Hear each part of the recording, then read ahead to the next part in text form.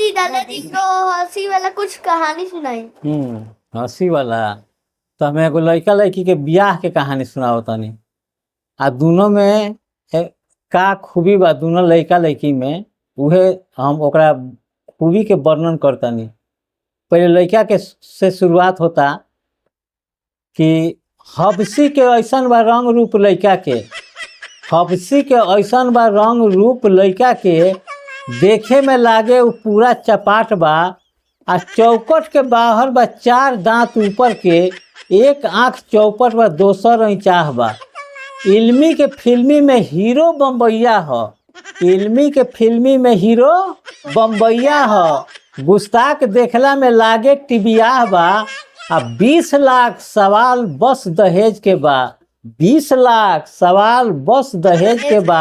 आ बबुआ के बाबूजी के ढेर के ना चाह बा। लड़का में ये खूबी बा, तो लड़की के खूबी बताई ना। अब लड़कियों के खूबी बतावे के पड़ी। हाँ।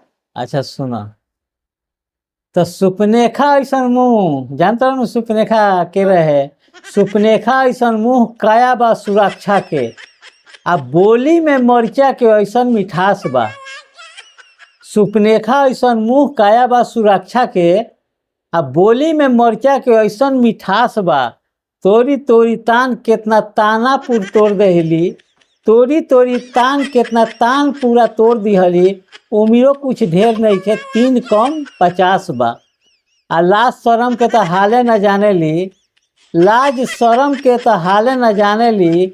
गाड़ी डोंघाउज के पूरा अभ्यास बा।